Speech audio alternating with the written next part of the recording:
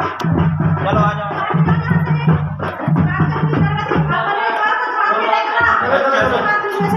समझ में आया ना? चलो बना लो अच्छे से वीडियो।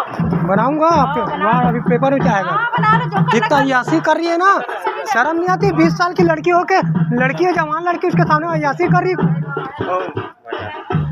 शर्म आना चाहिए तेरे को।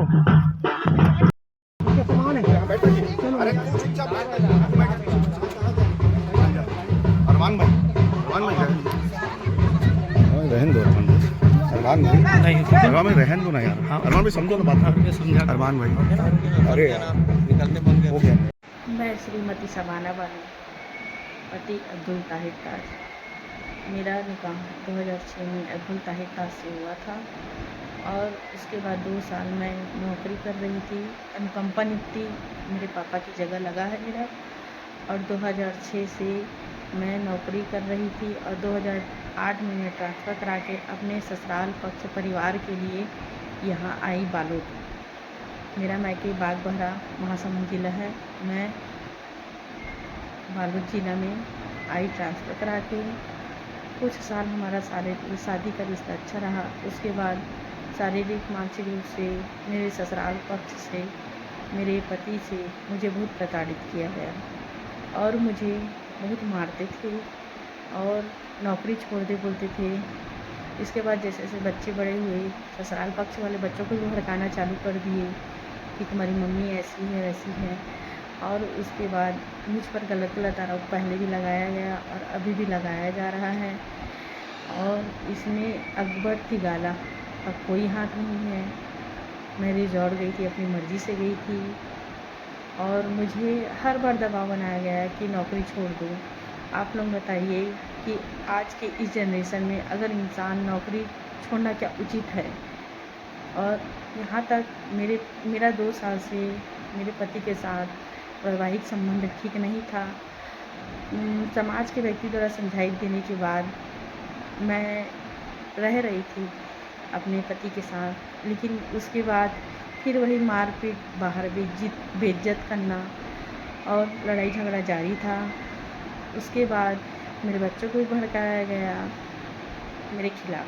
मेरे ससुराल वाले, मेरी सास सुरैया बेगम, मेरी ननंद बिल्किस अंसारी, मेरा नंदोई अरमान अंसारी, ये मेन है भड़काने में। मेरे बच्चों को इतना मेरे खिलाफ़ भड़काया गया और मैं शादी के बाद अपने ससुराल पक्ष के भरण पोषण में भी साथ देती थी। मायके में मेरी मम्मी है, हम लोग 3 बहन हैं और मेरी मम्मी है। मेरी मम्मी यहाँ आते थे तो उनको भी मारा था एक बार। मेरे पति ने मेरी मम्मी को भी मारे थे और मेरी दोनों बहन को बोलते हैं कि 15-15 हज़ार महीने में देती है। मेरी मम्मी, मेरा नियुक्ति अनुकंपा हुआ है मेरे पापा की जगह, तो मैं अपनी मम्मी को पैसा देती हूँ तो उसको भी मैं मत दूँ। तो अनुकंपा नियुक्ति है तो मुझे तो अपनी मम्मी को पैसा देना पड़ेगा। और जब से मेरे बच्चे हुए, जब से लेकर बच्चों का स्कूल, पढ़ाई, कहीं आना जाना, खिलाना पिलाना, घुमाना, मैं अकेले जाती थी, अपने बच्चों को लेके जाती थी। मेरा पति का कोई सहयोग नहीं मिला और इतना मानसिक शारीरिक रूप से मेरे ससुराल द्वारा मेरे को प्रताड़ित किया गया। और पिछले कुछ महीनों से मेरे साथ मेरे पति के साथ मेरा वैवाहिक जीवन भी ठीक नहीं था। इतना मुझे प्रताड़ित किया गया कि मैं 2 बार सुसाइड करने की भी कोशिश कर चुकी हूँ। आप ही लोग बताइए कि मैं आगे क्या करूँ?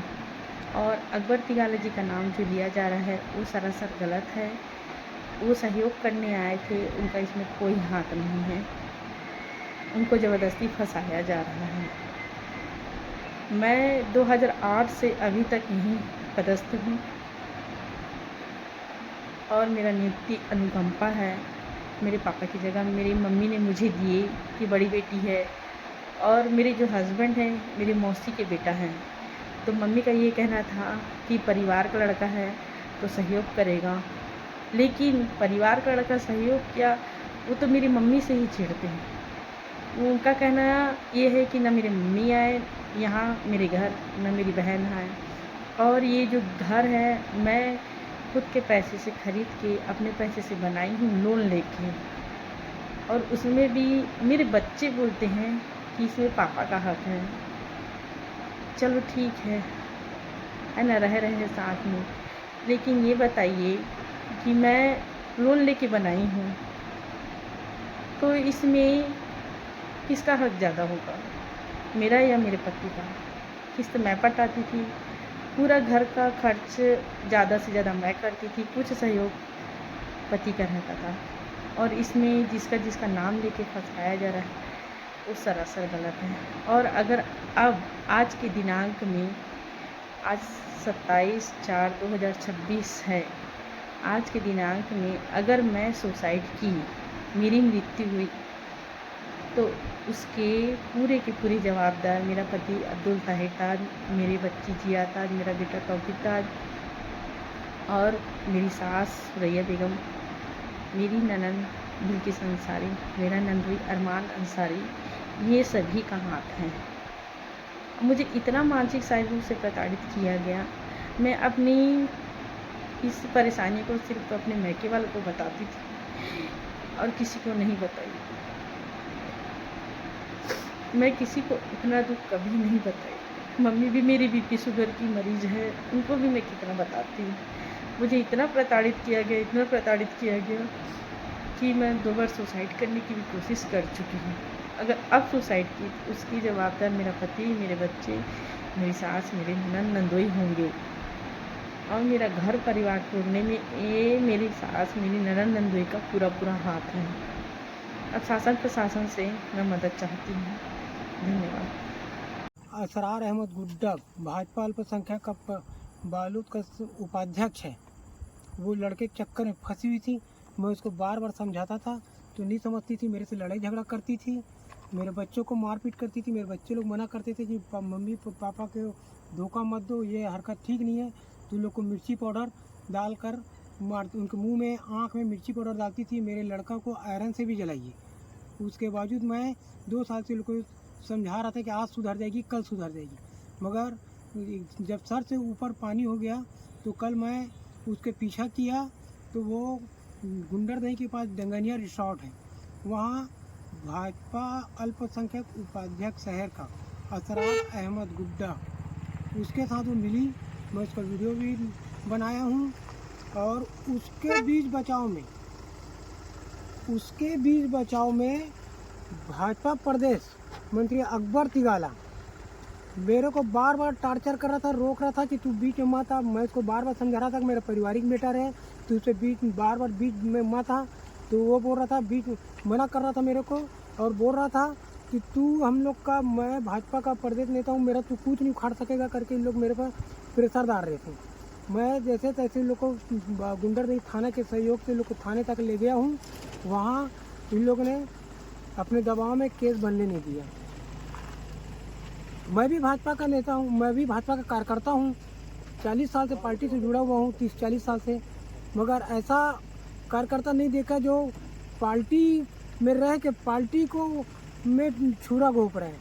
ये कभी कांग्रेस का काम करते हैं, कभी भाजपा का काम करते हैं। अभी बालोद नगर पालिका का चुनाव हुआ, अपने वार्ड में कांग्रेस का काम किए लोग।